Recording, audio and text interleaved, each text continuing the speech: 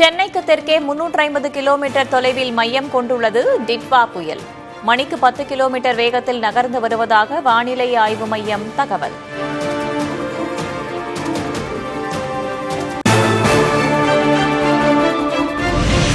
மயிலாடுதுறை, கடலூர், விழுப்புரம், செங்கல்பட்டு மாவட்டங்களுக்கு அதி கனமழைக்கான red alert. Thanjai, Thiruvarur, Nagai உள்பட 13 மாவட்டங்களில் மிக கனமழை பெய்யும் என எச்சரிக்கை.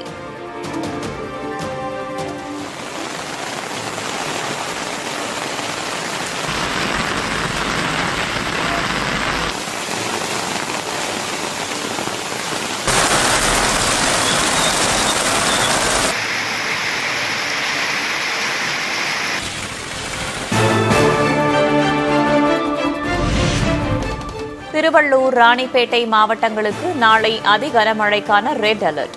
வானிலை ஆய்வு மையம் கணிப்பு.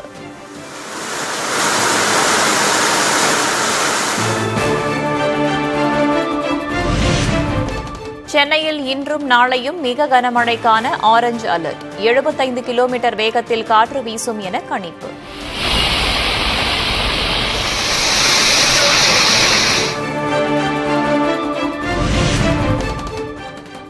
சென்னை உட்பட 9 துறைமுகங்களில் 4ஆம் எண் புயல் எச்சரிக்கை கூண்டு ஏற்றம். காவிரி படுகை மாவட்டங்களில் மணிக்கு 90 கிலோமீட்டர் வேகத்தில் காற்று வீசும் என வானிலை ஆய்வு மையம் தகவல்.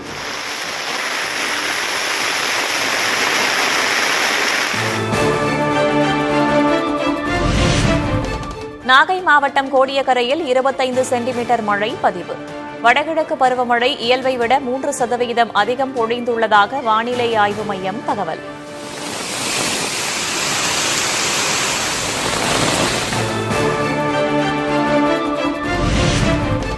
டிசம்பர் 1ஆம் தேதி முதல் மழை படிப்படியாக குறையும். காற்றின் வேகமும் குறையும் என வானிலை ஆய்வு மைய தென்மண்டல தலைவர் அமுதா பேட்டி.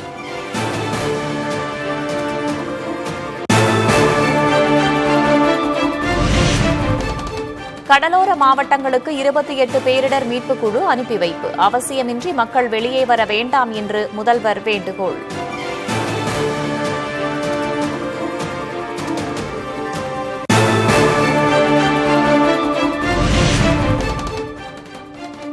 டிட்வா புயல் சென்னைக்குள் வராது, கடற்கரையோரம் செல்லும். வருவாய் மற்றும் பேரிடர் மேலாண்மை துறை அமைச்சர் KKSSR ராமச்சந்திரன் தகவல்.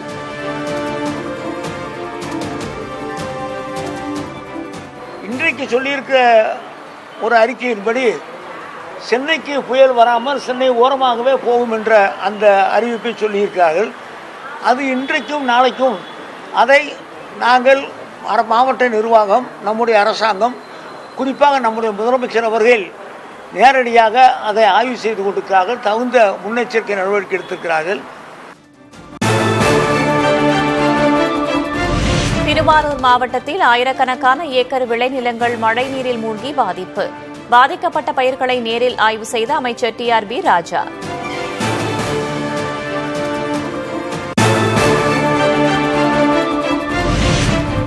மழையால் பாதிக்கப்பட்ட பயிர்களை கணக்கெடுத்து நிவாரணத்தை விரைந்து வழங்க நடவடிக்கை. வேளாண் துறை அமைச்சர் MRK பன்னீர்செல்வம் தகவல்.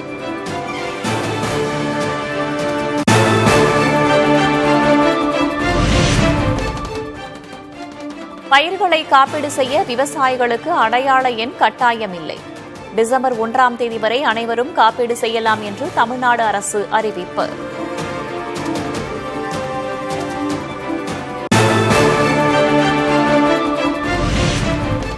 சென்னை செம்பரம்பாக்கம் ஏரியிலிருந்து வினாடிக்கு 1200 கன அடி நீர் வெளியேற்றம். பூண்டி ஏரியிலிருந்து வினாடிக்கு சுமார் 3000 கன அடி நீர் திறப்பு.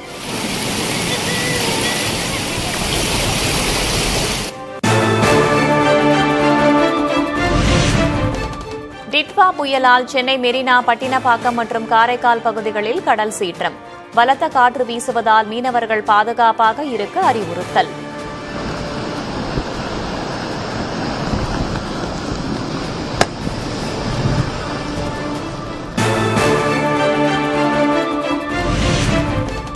ராமேஸ்வரத்தில் பெய்த கனமழையால் வீடுகளுக்குள் புகுந்த வெள்ளம். பொருட்கள் அனைத்தும் நீரில் மிதப்பதால் மக்களின் இயல்பு வாழ்க்கை பாதிப்பு.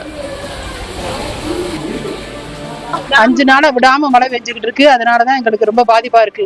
ஒரு அவசரத்துக்கு குடி தண்ணி தொட்டினா தண்ணி ஃபுல்லா சாக்கடை தண்ணி போய் மூடிருச்சு. குடி தண்ணி கூட யூஸ் பண்ண முடியல.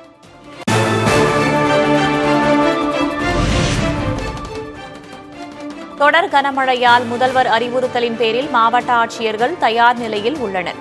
மக்கள் தங்க முகாம்கள் ஏற்பாடு செய்யப்பட்டுள்ளதாக புதிய தலைமுறைக்கு தமிழக தலைமைச் செயலர் முருகானந்தம் தகவல்.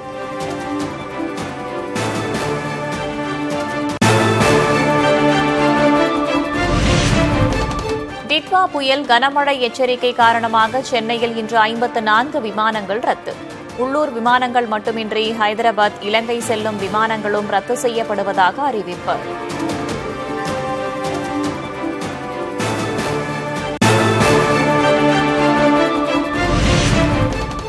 இலங்கையில் டிட்வா புயல் ஏற்படுத்திய பாதிப்பால் உயிரிழப்புகள் 132 அதிகரிப்பு. வெள்ளம், மண் சரிவு என லட்சக்கணக்கானோர் பாதிக்கப்பட்டுள்ள நிலையில் நெருக்கடி நிலையை அறிவித்தார் அதிபர் அனுரகுமார திசநாயக்க.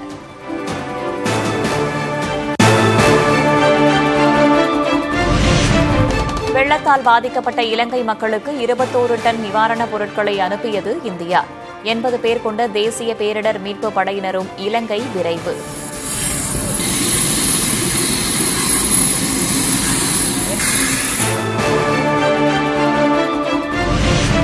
துபாயிலிருந்து இலங்கை வழியாக இந்தியா வர இருந்த 150 தமிழர்கள் உட்பட 300 பேர் கொழும்பு விமான நிலையத்தில் தவிப்பு. டிட்வா புயல் காரணமாக சென்னைக்கு விமானங்கள் இயக்கப்படாததால் 3 நாட்களாக பயணிகள் தவிப்பு.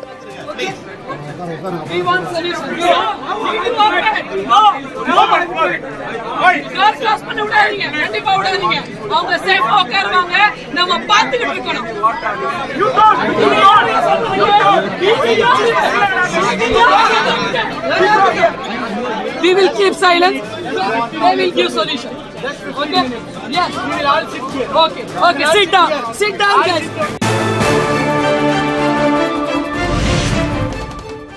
கனமழை காரணமாக இலங்கையில் சிக்கியுள்ள தமிழர்களை பாதுகாப்பாக அழைத்து வர நடவடிக்கை. முதல்வரின் கவனத்திற்கு கொண்டு செல்லப்பட்டுள்ளதாகவும் அமைச்சர் நாசர் புதிய தலைமுறைக்கு பிரத்யேக தகவல். நாடாளுமன்ற கூட்டத்தொடர் தொடங்க இருக்கும் நிலையில் முதல்வர் மு.க.ஸ்டாலின் தலைமையில் திமுக எம்பிக்கள் ஆலோசனை. மதுரை, கோவை மெட்ரோ ரயில் திட்டங்களுக்கு அனுமதி வழங்குவது உள்ளிட்ட 12 தீர்மானங்கள் நிறைவேற்றம்.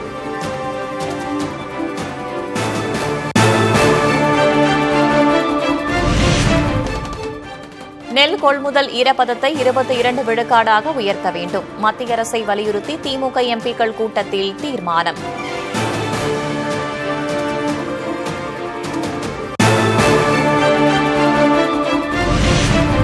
தமிழ்நாட்டிற்கான கல்வி நிதி நிலுவை 3548 கோடி ரூபாயை உடனே விடுவித்திடுக.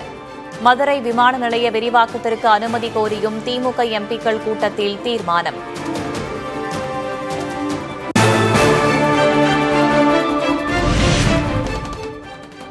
குட்ட குனிய மாட்டோம், நிமிர்ந்து நடைபோடுவோம்.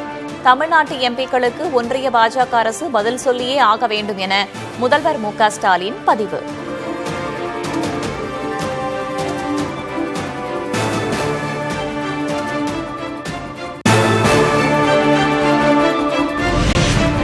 ஈரோடு மாவட்டம் கோபிச்செட்டிப்பாளையத்தில் அதிமுக பொதுச் செயலர் எடப்பாடி கே. பழனிசாமி நாளை பரப்புரை.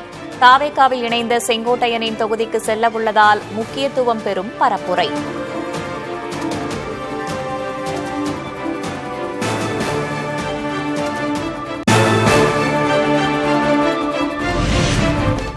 வாழ்நாள் சாதனையாளர் விருது பெற்ற ரஜினிகாந்துக்கு அதிமுக பொதுச் செயலர் எடப்பாடி கே. பழனிசாமி வாழ்த்து. 50 ஆண்டுகளாக தமிழ் திரையுலகின் உச்ச நட்சத்திரமாக திகழ்பவருக்கு வழங்கப்படும் கௌரவம் மகிழ்ச்சி அளிப்பதாக கருத்து.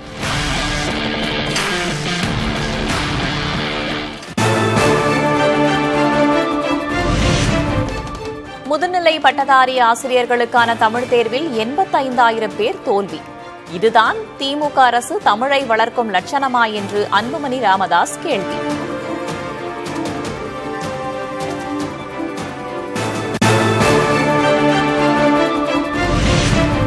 ஊர் ஊராக சென்று தாம் வளர்த்த கட்சியை அன்புமணி அபகரித்து விட்டதாக ராமதாஸ் குற்றச்சாட்டு. தேர்தல் ஆணையத்தை விலைக்கு வாங்கினாலும் டெல்லி உயர்நீதிமன்றத்தில் நீதி வெல்லும் என உறுதி.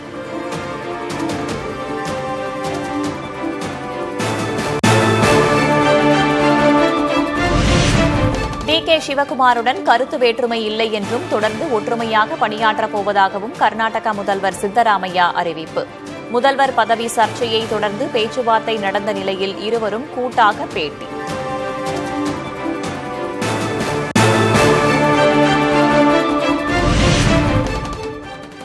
கூடலூர் அருகே மக்களை அச்சுறுத்தி வந்த புலி கூண்டில் சிக்கியது. பாதுகாப்பான இடத்திற்கு புலியை கொண்டு செல்ல வனத்துறை நடவடிக்கை.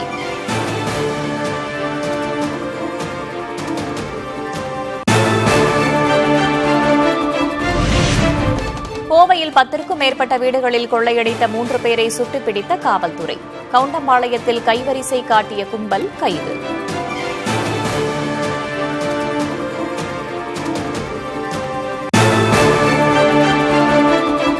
சங்கரன்கோவில் சந்தையில் மல்லிகைப்பூ விலை கிலோ 7,500 ரூபாயாக அதிகரிப்பு. வரத்து குறைவால் விலை உயர்ந்துள்ளதாக வியாபாரிகள் தகவல்.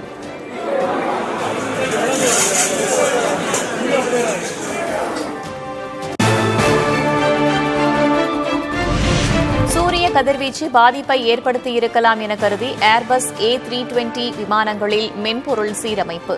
உலகெங்கும் ஏராளமான விமான சேவைகள் ரத்து, பல விமானங்கள் தாமதம்.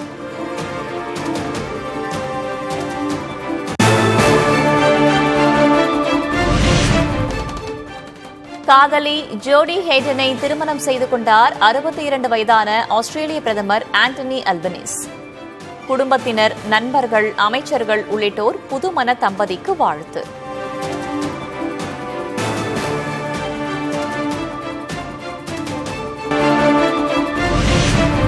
பைடன் அதிபராக இருந்தபோது தானியங்கி பேனாவில் போட்ட கையெழுத்துகள் செல்லாது. அமெரிக்க அதிபர் டிரம்பின் அறிவிப்பால் 92% உத்தரவுகள் செல்லாது என்பதால் குழப்பம்.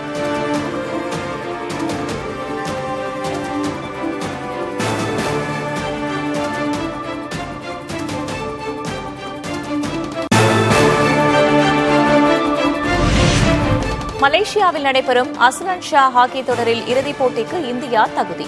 நாளை நடைபெறும் போட்டியில் பெல்ஜியத்தை சந்திக்கிறது.